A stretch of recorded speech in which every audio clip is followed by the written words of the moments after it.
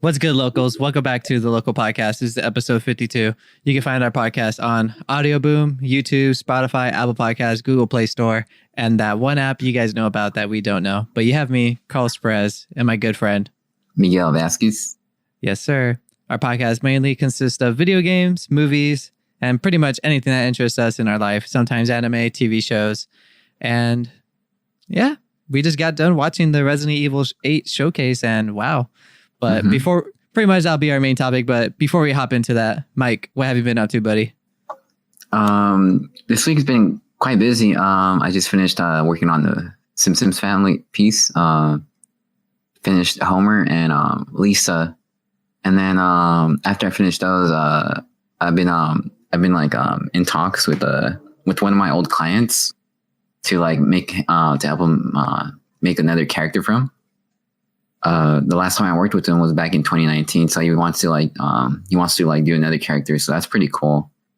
And also I got another. I'm also negotiating prices with the distributor, with the person that makes toys. They want to make you still remember those BT? You remember those toys we had with SpongeBob and Patrick? And those Gary original toys and Homer. Well, yeah, they contacted me, not the people that I was in contact with, but it was it's a different factory, and they're the ones who produced it for VTSS Toys, the ones that so they're the people. VT Toys is pretty much your publisher, but they're the distributor, right? Yeah. So they're like, hey, we still have a couple hundred sets. If you still want to sell them, we can just negotiate price and stuff like that. And that's what I've been doing with them. So yeah, it's pretty crazy. I guess we're gonna bring back the SpongeBob and Patrick statues. Oh hell yeah! If you bring back another set, let me know. I'll buy one off of you, so I can so I can have a fresh minty set. For sure. Yeah. The only downside is that we might have to change the color, the paint job, just because it can't. It's not supposed to it can't mimic the one that we did with VTSS Toys. Yeah, I don't know why. I have like licensing issues or whatever. It's what probably I mean. Some stuff. Yeah. So right now they're asking me how much I want to get off per each set sold, or if they can buy off the license, the rights from me. Yeah. So we're negotiating on that one. But yeah, it's been a pretty busy week. Finished those two Simpson models, negotiating on the price for the statues and with the client, But yeah, it's been a good week, honestly. I haven't played any games. I will soon with the Resident Evil demo. I mean, well, not spoiler, but Yeah, definitely. Would you consider it a spoiler? Nah. Well, yeah, I'm gonna play that later after we're done. But, dude, let me. But go on. I'll let you finish. Sorry. Oh yeah. Go on. You're done? Yeah. Oh, okay. I was just going to say, right before we started recording, like I said, we just watched the Resident Evil 8 showcase. Literally, I told Mike, hold up, I'm going to download the demo while we record. Literally, dude. As soon as you started talking about what you've been doing this past week, the demo was done. That's how fast it downloaded. To be fair. Big flex. Yeah. To be fair, it was only 4 gigs, but still, it was literally seconds, not even minutes before I started downloading, But yeah, I finally finished work. Obviously, you could probably tell that I'm not home from the audio quality, I assume. But other than that, yeah, work was cool. It was pretty easy. I was grinding through some Persona. I didn't get very far, but man, after watching the Resident Evil 8 showcase, I was like, damn, I gotta hurry up and play Resident Evil 7. So definitely after the podcast, I'm gonna play Resident Evil 7. And then hop into that Resident Evil 8 demo. I'm pretty sure I could probably beat Resident Evil 7 in a day. What do you think? I wouldn't say a day. Depends on how long you stay grinding for, but for sure, maybe 2 or 3 days if you're on your shit, How long is it? Maybe 15 hours, 14 hours. Oh yeah, that's a day. Because if you're gonna have to look for stuff too. All right, we'll see. Yeah, I give myself maybe 3 days too. Yeah, if anything. For sure. Are you going to play it on PC or PS4? I'm going to play it on my PlayStation. All right, for sure. I should have downloaded that before we started recording. It's not even downloaded. God damn it. Yeah. You're good though. Cause how technically you like playing shooters on PC, well, the thing is, like with Resident Evil, it's not really. It's like it's a slow paced game, so you're good. Yeah.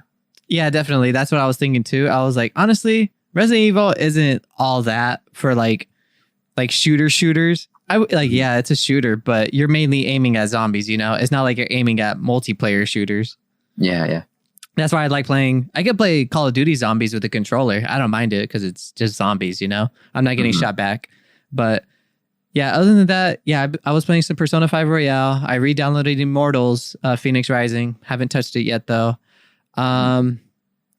Yeah, that's pretty much it. I just got back from work yesterday, chilling at the house. I unboxed my Majora's Mask first 4 figures mini statue. So that looks really nice. For sure. Damn, I'm trying to think. What else did I do? Yeah, I haven't been doing much. Just the work and keeping up, trying to get this podcast grinding, you know? For sure. But other than that, man, let's start talking about some Resident Evil 8.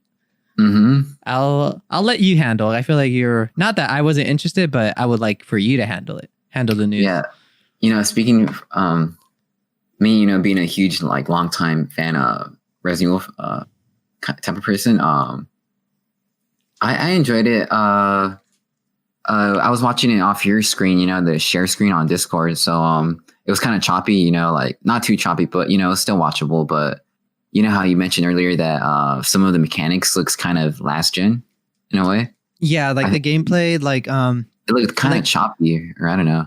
Yeah, it really looked last gen gameplay when they're like breaking, smashing objects. Like it was kind of weird. And then that one scene where the big ass, I don't know what that thing is with the big old hammer and the 3 werewolves. Like the werewolves look kind of like obviously it is a video game, but it didn't look as good as other games that are out there right now, you know? But then again, to be fair, Resident Evil 8 has probably been in development for how long after Resident Evil 7? For maybe 2-3 years. Yeah, you know, so I don't know. It kind of looked last time.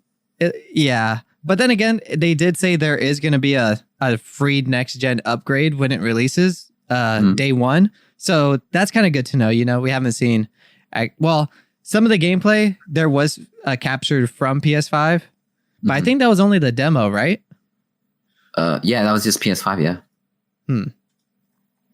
But all of it too, like the gameplay too, was PS5 captured. Yeah.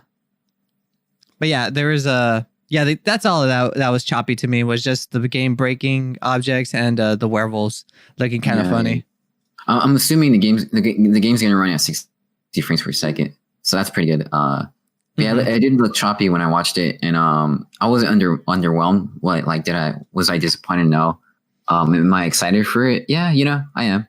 Not too excited like as I would for like a Resident Evil 4 remake, but yeah, I'm excited because it's overall continues with the story of Ethan, you know, from Resident Evil 7.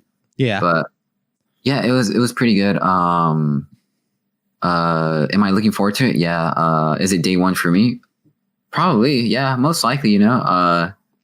I just hope it's not too much action and mostly relies on like psychological horror and survival, you know, conserving your ammo and stuff like that. That's the type of horror games I'm into. So I hope it's just that, you know. But looking at the demo, it looks promising just because like there isn't any enemies with guns yet, you know, not like in the old Resident Evil games where they would have guns shooting at you. Yeah. It looks like they have weapons though, like axes, you know, pick axes to hurt you with, but nothing too too Call of Duty style, you know, like with guns and stuff like that. Definitely. Yeah, like and the interior design, like the game design looks really gorgeous. At some points there was like it looked like a next gen game, you know, just because of the way the light reflects off surfaces. But yeah, it looked pretty good, dude, and the character designs are pretty nice too. The big lady was like down, like I don't know what she's gonna be. I'm assuming she's gonna be like the main villain. I wouldn't say villain. I'm assuming she's just gonna be like maybe a villain. I don't know, but I wouldn't say she's like the main villain. But she'll come across as someone that you have to like probably like obey to, and then end up killing her in halfway through the game. I don't know, but yeah, like so far I'm digging the character choices. Yeah, definitely. So pretty much what they showed off was Resident Evil 8 gameplay, an announcement trailer, a digital, a deluxe edition, collector's edition, the release date, and a demo and a new game mode that's going to be into it called RE Reverse. And what else did they show? They showed off the Netflix movie they announced last year that's coming. It takes place with Leon and what's her fucking name? Jill? Claire, there we go. Claire's life after Resident Evil 4. So that looks pretty cool. I'm pretty hyped for that. But I was going to ask some more Resident Evil 8 questions. I sent you a picture on Discord. So Resident Evil 8 comes out May 7th, 2021. Do you think we're going to be able to turn into werewolves from the picture we got? It's literally, that's Chris, right? Maybe. I'm assuming that's Chris Redfield.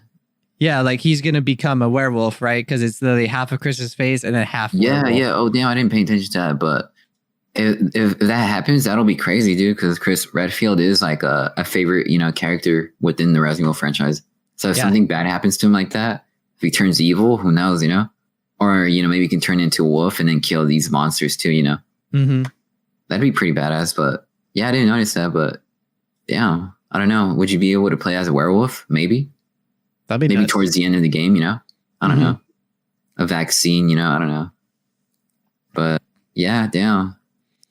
But other than that, overall, the entire showcase, what did you think? Did you enjoy what was it, like 20 minutes? I enjoyed it. Honestly, I did enjoy it.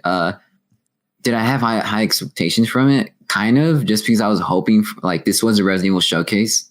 So I was assuming that they were going to show something like a little teaser of the Resident Evil 4 remake, because I do know they're working on it. So I was hoping for them to show it, but I was a little disappointed. But just like Kratos says, from God of War, he says, never have your expectations high, boy. Yeah, high boy. Yeah, dude, that's a fucking good line. Yeah, I had high expectations too, thinking Resident Evil Showcase, it's not specifically says Resident Evil 8 Showcase. So like we talked about on the last podcast, we had a lot of guesses. RE4 remake, we kind of got the Netflix movie right, but this is the 3D modeled version. It's not the real life action one. What else did we guess last week? We didn't guess the demo, right? We never assumed that there was going to be a demo for it. You're right. I don't know. We got. Actually, we did get the release date trailer. The release date confirmed. We did. Oh, all right, for sure. I think we guessed it. If not, then I'm wrong. But I could have swore we guessed it. Yeah, it was cool. I had high expectations. I mean, I'm not disappointed, but I just wish there was a lot more information that they would give us. But then again, we've only got pretty much 2 showcases of the game from the PlayStation event and this one, really. You know what I mean? Yeah. That gives us information about the game. But nonetheless, I'm really excited. Yeah, honestly, I was not expecting it to be released that early, in 4 months. What are the chances it gets delayed?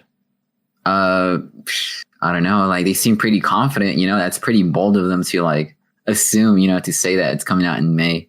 But this is a game they've been working on for quite some time now. So yeah, I'm pretty sure they're ready for it, But definitely. Yeah, if it does get delayed, that would suck, I feel like if it does get delayed, it won't go into 2022. It would be, like I said, the latest maybe October. November or October. Yeah, November or October, definitely.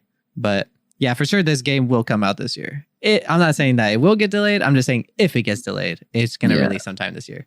Yeah, hopefully they don't bust a CD Projekt Red kind of release. Yeah, I'm pretty sure everyone's not going to try to bust a CD Projekt Red, and we'll get into that next. That reminds me. But I have one thing that I didn't like from the showcase, and it's not even Resident Evil's issue. It's the next gen consoles or current gen consoles. Yeah, I was yeah. I didn't know what it meant. So it's all right, we got new consoles now. We could call them current gen, really. Yeah. It kind of sucks that people still can't get their hands on them, but it's out. It's still current. Yeah, it's still current, so it's kind of confusing. But nonetheless, one thing I don't like, not even don't like, it's more it's weird. Why does PlayStation and Xbox have to have their own language for an upgrade pass? Xbox has smart delivery, and PlayStation has free upgrade to digital PS5 version. Wait, what's the difference between both with Xbox's smart delivery? What does that mean? I don't know. I really don't know. I just think it's the same thing. Like if you have it for an Xbox, if you have the game for Xbox One or PS4, once you get your next gen, you're going to be able to get the next gen edition download update. You know what I mean? Like next gen patch for free. Mm-hmm. Like, what is that? Like, I don't know. Why can't they just call it next gen patch free? Like, why can't they just call it that, you know?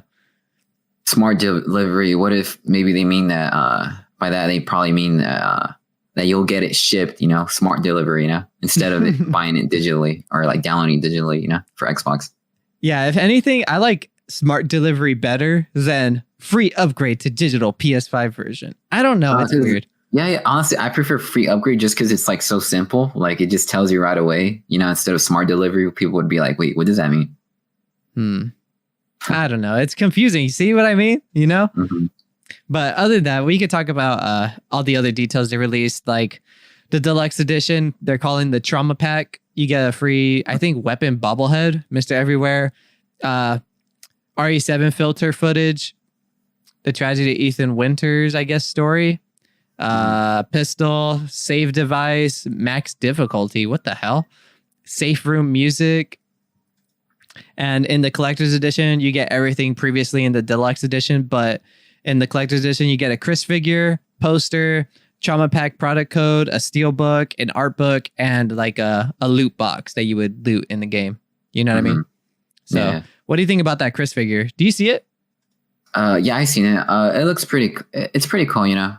Would I get it? Nah, not really. Just because like, I think the price for the collector's edition is $215. I don't know. How big is a Chris figure? Maybe like 12 inches tall? I'm not sure. It doesn't look that big. It looks about like maybe 8 inches. Yeah, it kind of gives me Joe vibes from from Last of Us. Mm-hmm. But yeah, like would I get it? Not really, dude. I very rarely get collector edition stuff, so I'm gonna pass on it. Yeah, me neither. If you look closely though, there's a wolf symbol under Chris, so it has to be guaranteed Chris is turning werewolf, right? Yeah, that's pretty crazy though. Yeah, let me see. They also announced Resident Evil Village. You could get Resident Evil 8 and 7 in a bundle. Oh yeah. Apparently, I completely forgot about that. If you pre-order Village, you get survival resource pack like medicine and some bullets and stuff like that, and the Mr. Raccoon weapon charm. I think it's just like a little keychain that hangs on your gun. Also, if you pre-order digitally on the PlayStation Store, you get the Village soundtrack. I'm not sure if anyone's interested in video game music, but we literally were talking about it that we do listen to video game music. Oh yeah, I do. Yeah, I've been bumping Persona 5. Obviously, Legend of Zelda is probably one of my favorites. What's another good one? Another banger. Crap. What's that game called? Little Nightmares has a good soundtrack too. Oh, you've listened to it? Yeah, hell yeah. For real? Yes. This game sucks. You like this game? That was such a good moment. For real? You do listen to the soundtrack? Yeah. Well, I don't listen to it like every day, but I have listened to it. I do like it. I listened to it this week. Yeah, I've listened to it too. That's cool. Oh, before we talk about Little Nightmares, because I was gonna ask you if you played a demo, but yeah, like pretty much every night I listen to Resident Evil, the old school Resident Evil 2 soundtrack. Damn. The PS1 game, and I pretty much fall asleep to it. I listen to like there's something special about, you know, PS1 games soundtrack, you know, it just has a different tone than, you know, modern game soundtracks, you know, there's just something special about it. But yeah, I listen to it, and then I'll read like articles about, you know, the Ice Age back in, you know, San Bernardino, LA, you know, how it was. Like I'll just read articles, dude, about the past while listening to like Resident Evil soundtrack. It really makes it like so mysterious in a way, reading these articles about how back in LA, you know, back here, back then where we live right now, it used to have like, you know, American lions, you know, like mammoths, you know, like fucking giant ass bears, you know. So I'll be bumping like Resident Evil music and just, you know, reading that on Wikipedia, you know. it's pretty cool. I like doing that. Yeah, I feel that. Freaking but yeah, let's keep going with the news. Crap, I forgot where I was. We were talking about video game music, and then oh yeah, fuck, we're still talking about Resident Evil 8.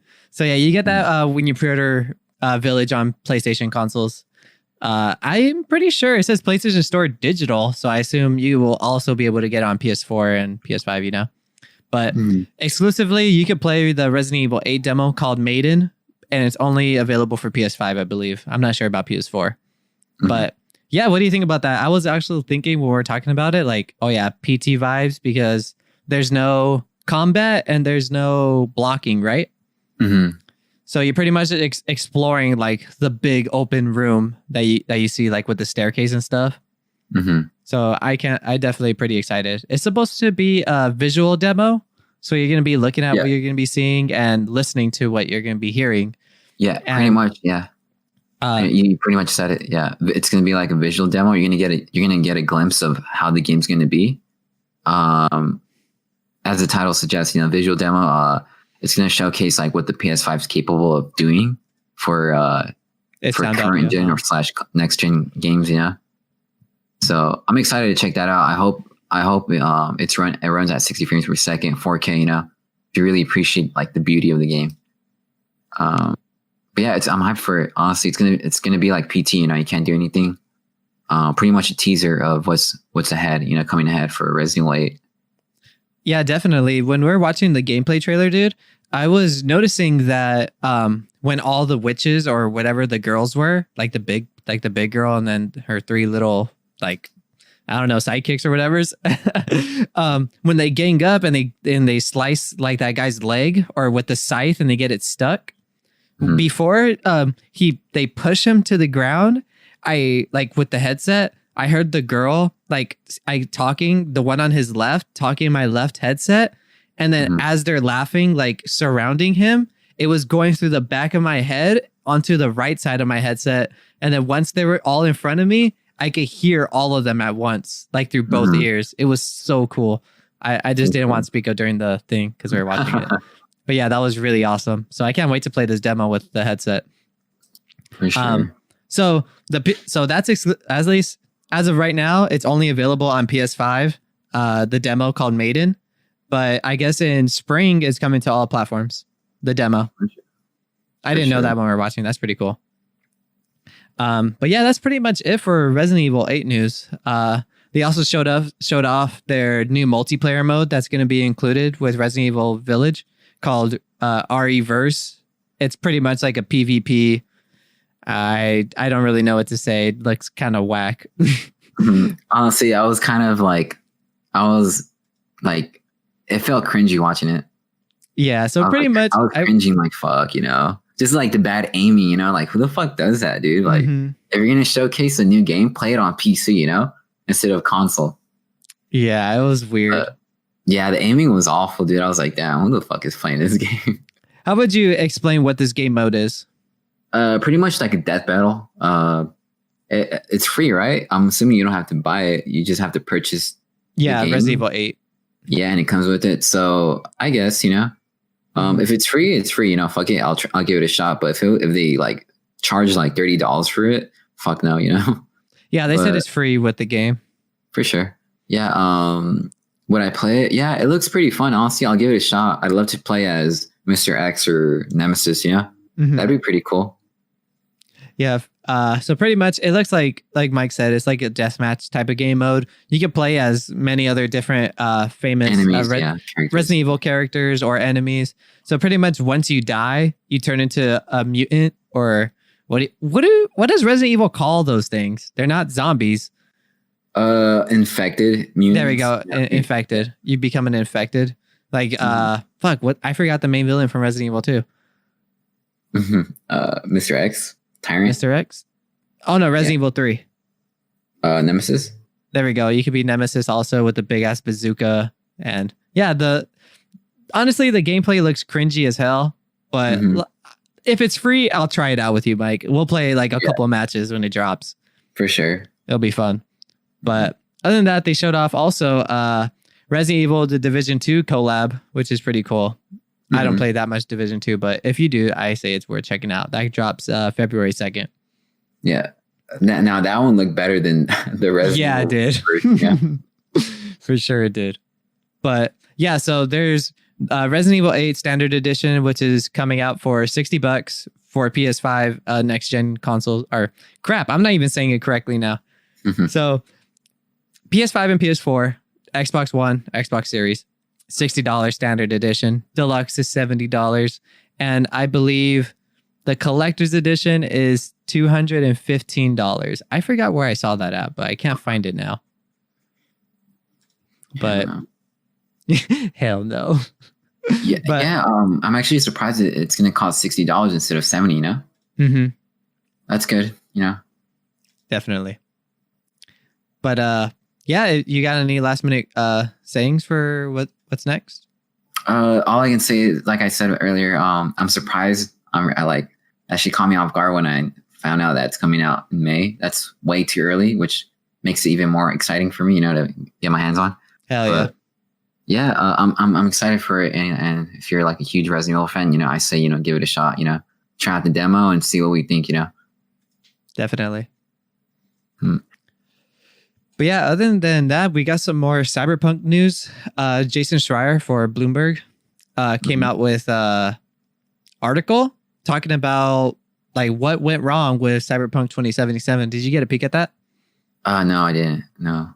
Okay, pretty much from his article, I've read it all, and literally, it seems like Cyberpunk 2077 was a shit show. Like reading this article made me not want to play the game at all. Like, I don't know, just like hearing all these bad things turned me off so much. I don't know.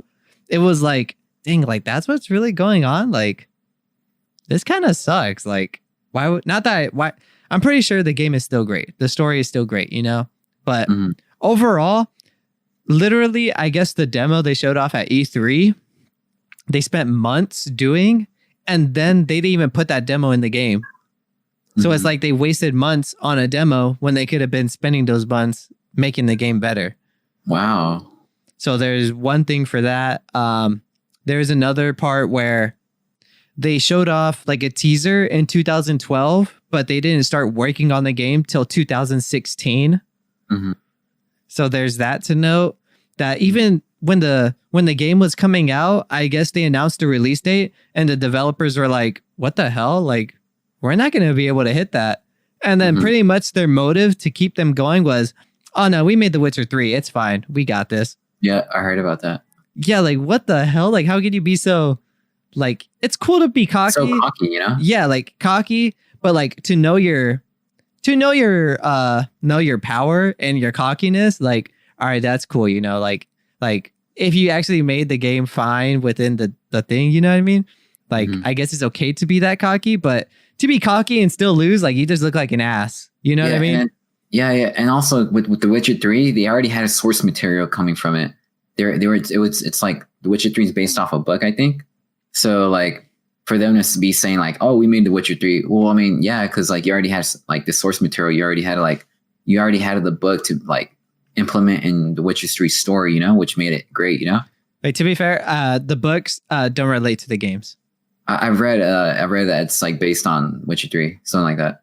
The books. I could be wrong though. I think because I have some of the books, but I think that they had like a deal where the guy was like, yeah, you could do whatever you want with the license, but you just can't copy any of my books. And they're like, oh, okay. Like they do have like source material, but it's not based off the book. Does that make sense?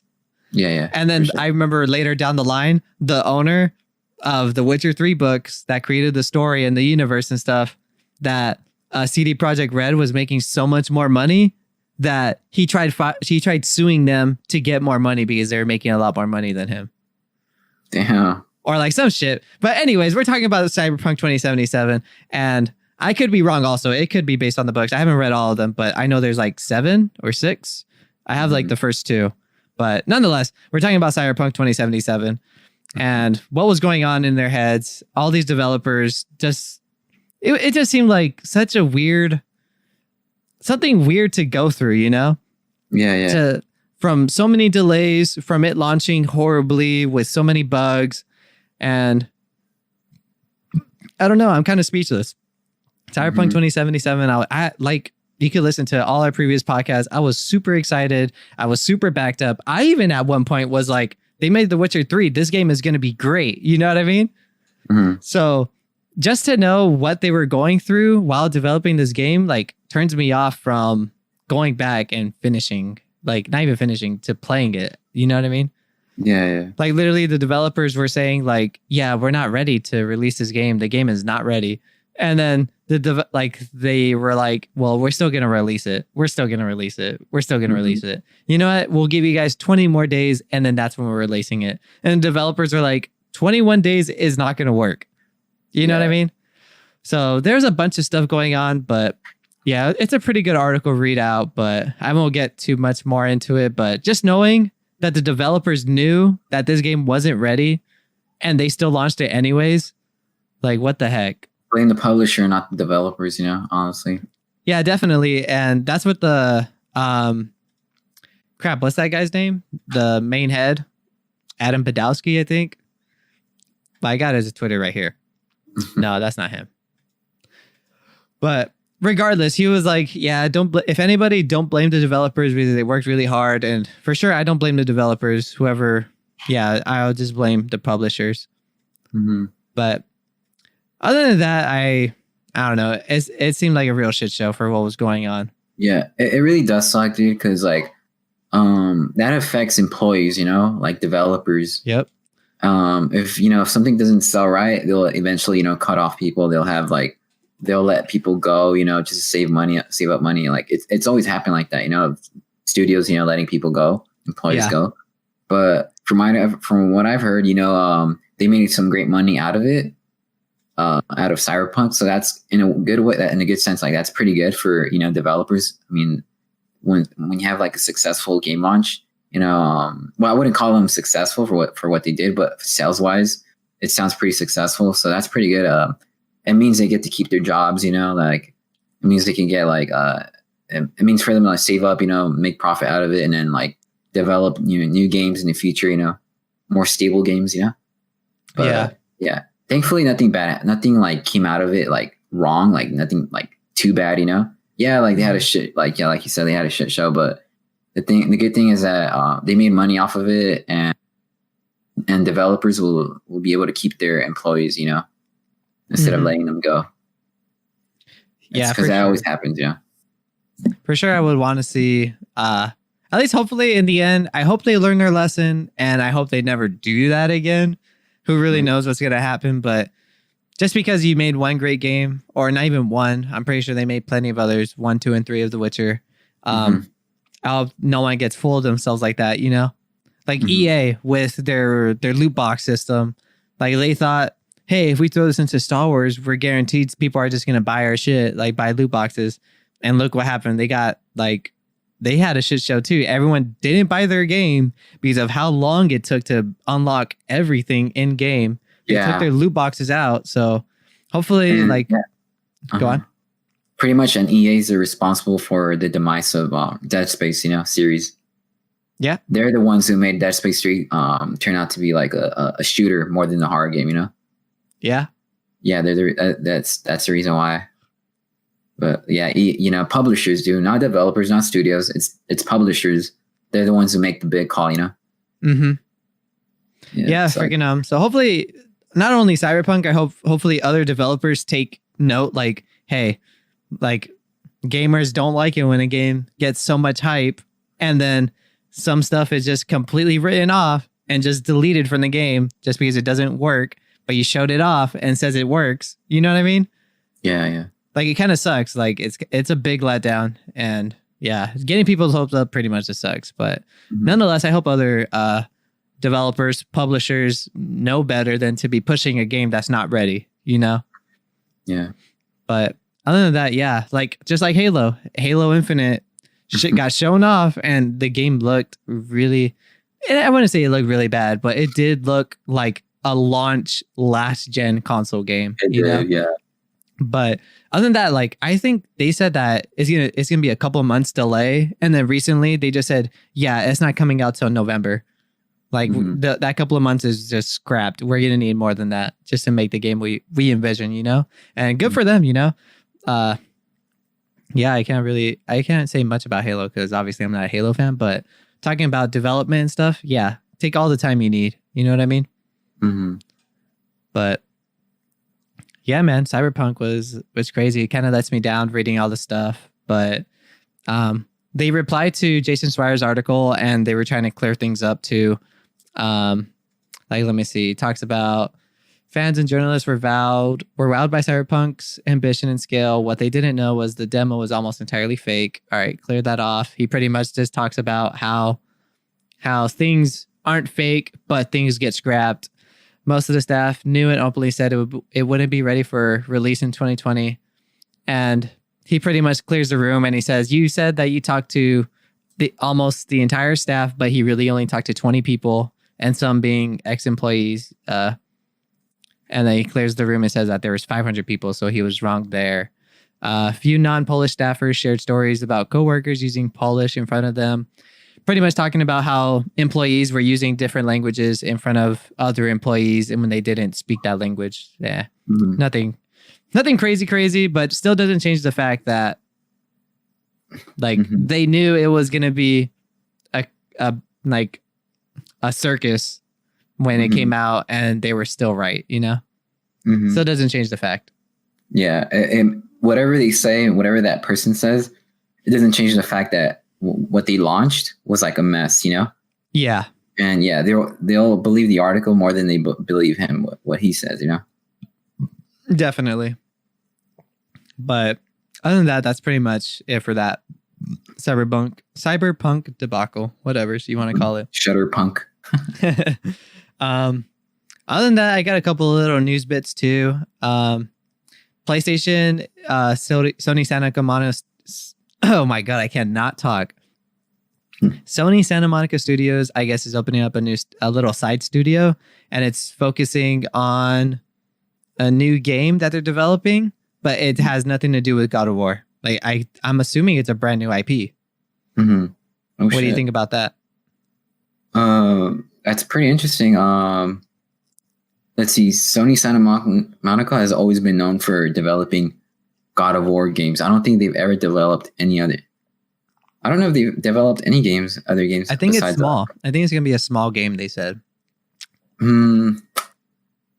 Maybe a God of War spinoff. You think it's Atreus? Maybe, who knows?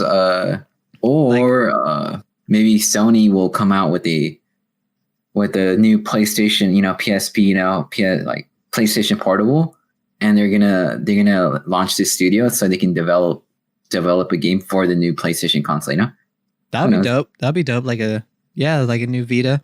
Yeah, because God of War had else. Yeah, God of War. They made a God of War game. I don't think it was Sony Santa Monica, but it was another studio that made a God of War game for the PS5 exclusively. So, yeah, we don't know. Just that's pretty interesting though. If you said it's a small studio, then perhaps or like a VR game. Who knows? That'd be crazy. Yeah, freaking. Speaking of that, they also said that Sony is looking into remaking or revisiting some old IPs. Sly Cooper, sure. Jack and Daxter, or just Jack, whatever. Crap. I think Twisted Metal. But yeah, they didn't say specifically which ones, but obviously we have to assume those are some big heads right there, What do you think about revisiting some old games? And if any old games, which one would you want back? I used to play Twisted Metal back on the PS1, but would I play it? I don't know. I would have to see gameplay of it. I'm not really a huge Twisted Metal fan, but the only game I want to play from like the old Sony games would be Ratchet and Clank. But we already know that one's going to come out, Yeah, Insomniac handles that. Yeah, so Jack and Dexter too. Jack and Dexter, SOCOM, Shadow Colossus, a sequel. I don't know. Just I forgot. I know Sony has a lot of exclusives, but what other games? Yeah, I'm really excited if they were to revisit Sly Cooper. It has to be a given because Sucker Punch had a little Easter egg in completing one of the armor suits.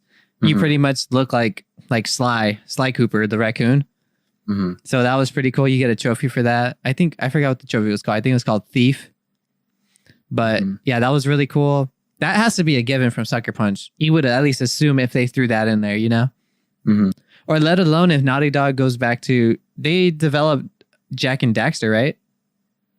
Yeah, they did. Yeah, like I would assume maybe a remaster or a remake the same way they did with Ratchet and Clank, or just give it to Insomniac and let them handle it since they're all owned by Sony, right? That'd be cool. Like, could you imagine letting other developers or publishers lend their IPs to another developer? Like, hey, you know what? Go free with this. Like, we give you like permission to, just because we have the same dad, Sony. Or Resistance game too. Yeah, I've been hearing a lot of speculation about Resistance from not some podcasts, but from the It's Obvious Gaming podcast. One of the hosts always talks about Resistance and how good it is, and he always talks about like rumors of it coming back. I never played Resistance. Have you? No, never have, but you know, it's one of the first PS3 exclusives. Yeah. Out there. Yeah, definitely. But other than news, I can't really think of anything else unless you saw something else. No, not that I can think of right now. Yeah, man. But I think we'll call that a shorty episode. For sure. Because, I mean, I seen some other news, but didn't take notes. This was pretty much on the fly. But other than that, yeah, man. I mean, yeah, take us out of here, bro. All right, for sure. Let's see, let me just clear my throat. All right, this is episode 52, right? Yes. All right, for sure. And that was episode 52 of the Local Podcast. You can find us on YouTube, Spotify, Apple Podcasts, Google Play Store, and that one app you know about that we don't. Also, join the Discord. You can find direct links in the description of wherever you're listening to. Thanks for everything, and we'll see you next week. That was pretty good. Disney. Yep. Freaking pretty much ending in short so I can go play that demo. For sure. But yeah, man. Thanks for everyone. Thanks for listening. We'll see you next week. Hopefully we get these episodes out quicker. I'm gonna try to see what I can do on my part to be releasing them consistently every week. But nonetheless, yeah, man. Have a good week. All right. Thank you, you guys. Peace.